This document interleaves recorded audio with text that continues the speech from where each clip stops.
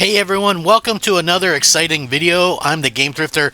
You know, as we get more and more into the future, it seems like these games that we buy aren't really ours to own. So I think starting back with the Xbox 360, PlayStation 3 era, there was a lot of games that would be sold like digital only at that point, maybe arcade games and things like that, and they were delisted, so you have no way to access them or play them. I was kind of looking through my Xbox 360 list of games that I have digitally, and I came across quite a few that you can't buy and that most people can't play anymore. So I thought, hey, why not do a video and talk about some of these games, maybe some of my favorites. I'm wondering how many of you guys have even played some of these or heard some of these, because I think they're pretty interesting games, and I love doing more obscure videos like this. So if you guys do enjoy these videos, give it a thumbs up and maybe possibly consider subscribing. Like I said, I have a ton of content on the horizon. Xbox 360 games that you can't buy anymore and that most likely can't play anymore. Let's get started. Okay, first up is a game that I think not many people actually know about or realize this game even exists. It's called Teenage Mutant Ninja Turtles Out of the Shadows, and this game released way back in 2013, and I think one of the reasons why it went a little bit maybe overlooked is because that's the year that the PS4 and Xbox One came out, and so a lot of people were gearing up for like the next generation, and that really happens all the time in gaming. So anyway, it's an action-adventure game developed by Redfly Studios and again published by Activision, so this game was never available physically, only digitally, and has since been delisted.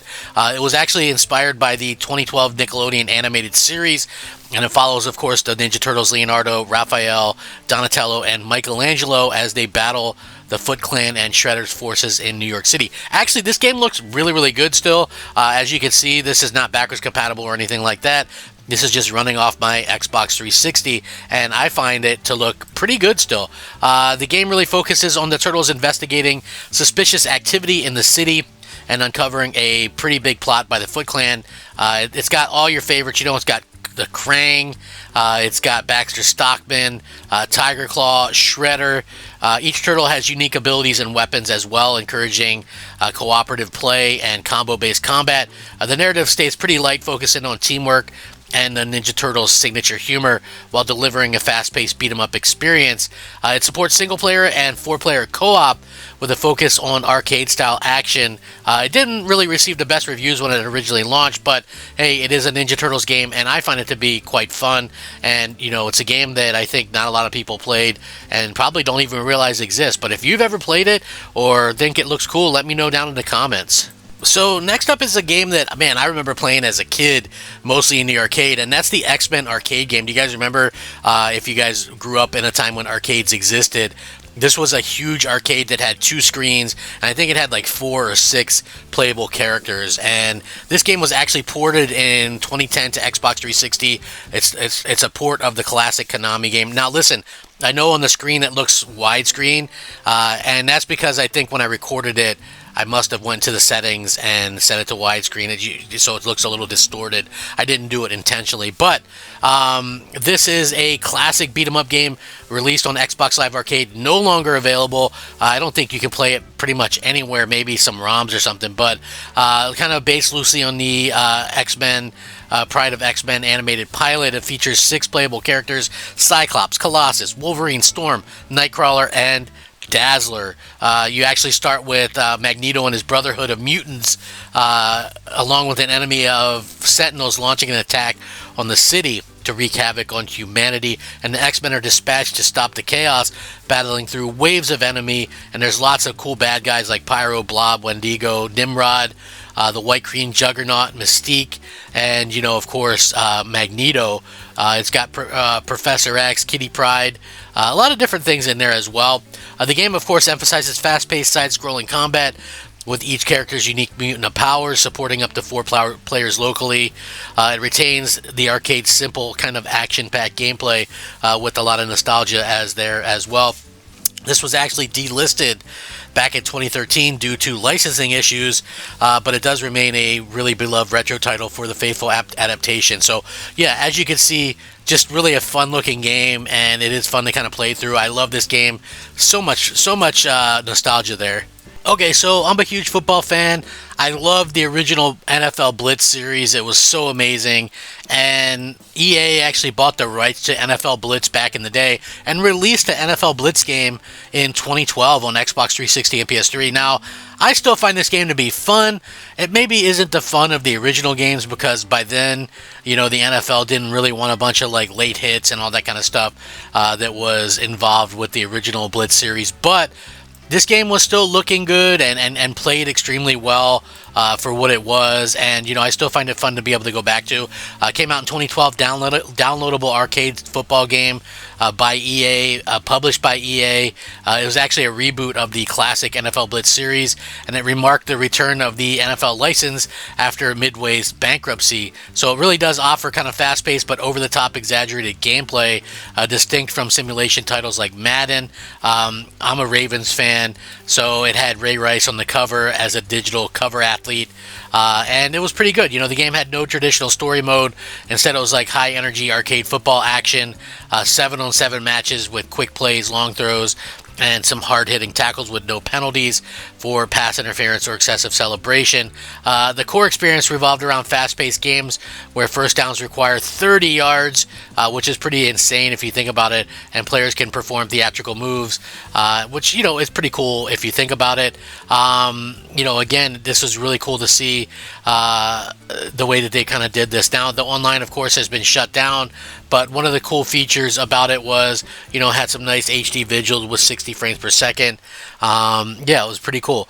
There was a lot of praise for it. It lacked depth, and it removed late hit violence of earlier entries. It was only $15 at the time, but still a lot of fun, in my opinion, if you're a football fan, and nostalgia all the way. We lose so much with the invention of technology and things like that. Blockbuster video, a lot of things that I like are no longer there, but the arcades are dead. But the Simpsons arcade game was awesome, and it's one of those things where I really miss having this game to play like on a modern console even, or maybe the ability to play multiplayer, because it's like stupid sexy Simpsons. Feels like I'm wearing nothing at all.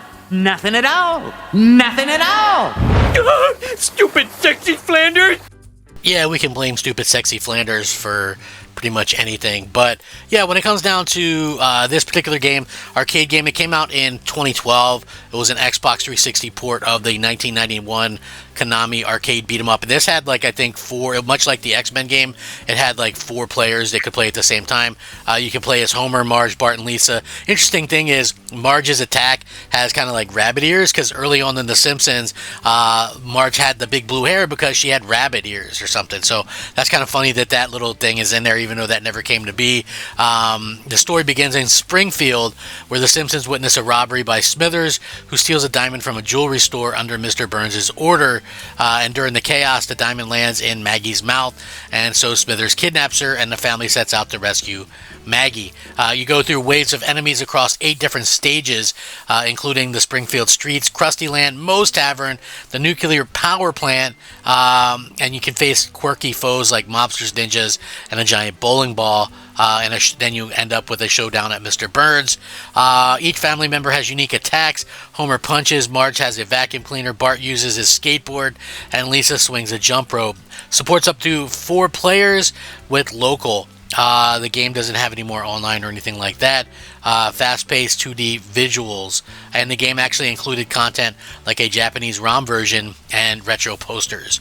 Praised for nostalgia and faithful adaptation of The Simpsons. It did have a little bit of a short length. You could beat it in about an hour, and delisted in 2013. So this game didn't even make it 2 years on the arcade list, but so much fun, and again, really shows why I wish we could still be able to buy games and buy everything physical.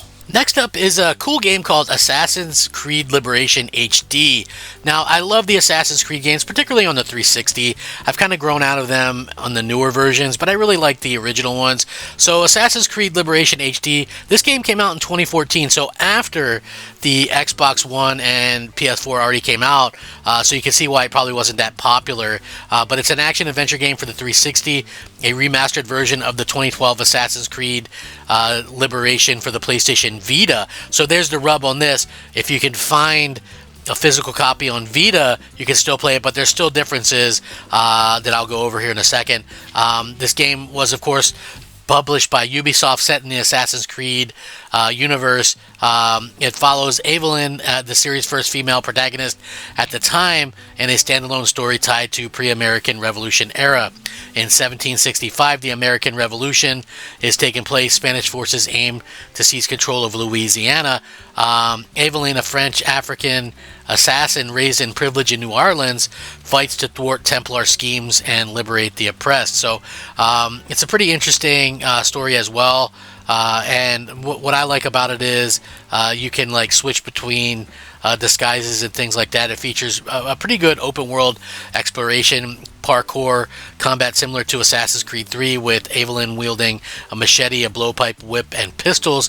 It was enhanced for the 360 with HD graphics, improved AI, updated cinematics, and new missions. So, like, it has the new missions that you wouldn't be able to play on the Vita version. It removes the Vita's touch-based mechanics and multiplayer mode, and a lot of people praised the setting of the game. The game was criticized for a bit of a fragmented story and some technical issues, but the campaign itself is about 5 to 8 hours.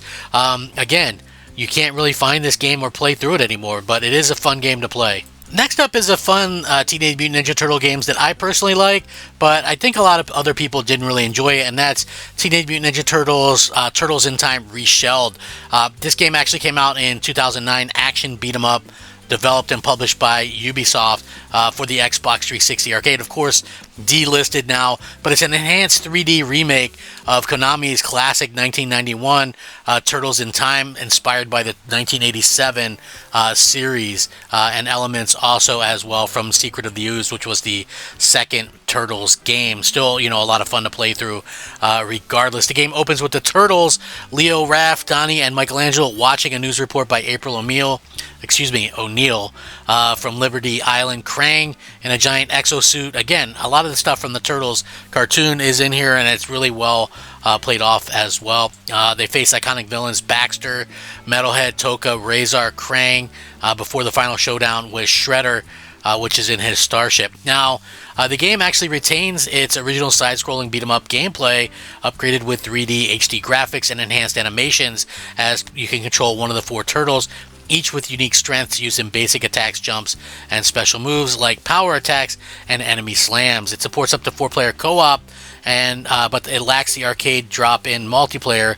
While commercially successful, it got some mixed reviews for its repetitive combat and things like that, and people wanted an original graphics toggle to be able to see the original one. But again, I enjoyed it. I think it's fun to kind of go through and play it, and I'm sure like some of you guys probably would have as well, but too bad you can't buy it physically, you can't get it digitally anymore, and so you're just kind of stuck. But I enjoyed this game, a lot of fun. So this next game does have a caveat, like the Assassin's Creed game.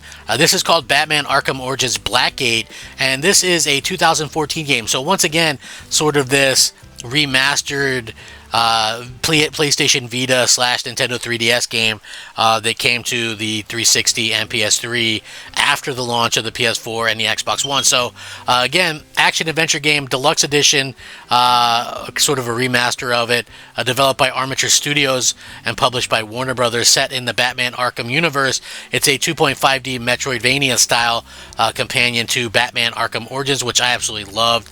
The story begins with Batman apprehends Catwoman during a high-tech heist in Gotham and delivers her to the penitentiary. 2 weeks later, a mysterious explosion triggers a massive prison riot with inmates taken hostages. So basically, that's kind of the crux of the whole situation. Along the way, you battle villains like Solomon Grundy, Bronze Tiger, Deadshot, trying to uncover the deeper plot to Catwoman's motives.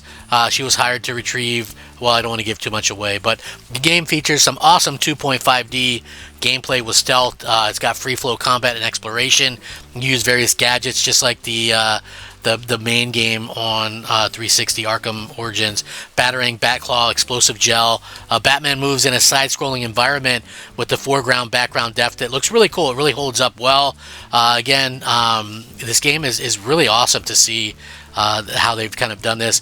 Batman voiced by Roger Craig Smith, who did Batman Arkham Origins, and of course Troy Baker did Joker. It's it's a lot of fun. I enjoyed this game. Again, you could probably find physical versions of this on the Vita and the 3DS perhaps, but as far as like 360, it's delisted. So unfortunately. And closing out this fun list of games is a game that probably not many of you heard of, which is called Sonic the Fighters. I enjoy this game. It is delisted now. I'm not sure of another way you can actually play it, but yeah, it's a fun game to kind of play through. Also known as Sonic Championship in some areas. This game came out in 2012 on an Xbox 360 digital release, and this was a Sega AM2 arcade fighting game that was ported to Xbox Live. A 3D fighter. This is the first Sonic the Hedgehog series that uses a certain Fighting Vipers engine and features characters from Sonic the Hedgehog that do like one-on-one battle. So again, the really cool thing about this is that there's 10 playable characters: Metal Sonic, Eggman, Honey the Cat, previously unlockable only through hacking, and introduced, well, you can't play this online anymore as well.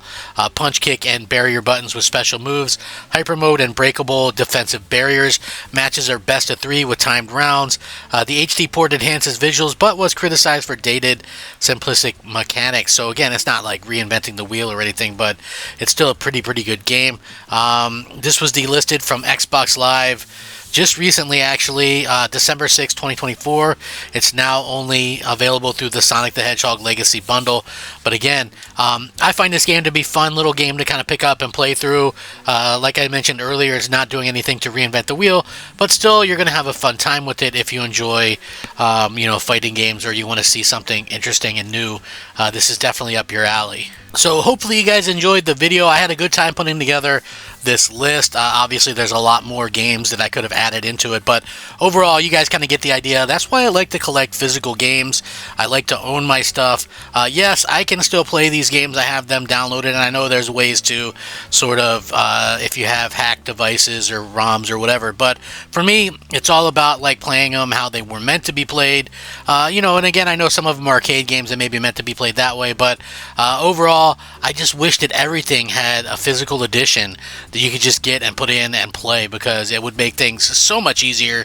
It's why I collect, it's why I thrift, it's why I do all the stuff that I do. Let me know some games that maybe you guys enjoy from this list. If you like the content, like it and subscribe. And until then, I'll catch you next time. Have a great day.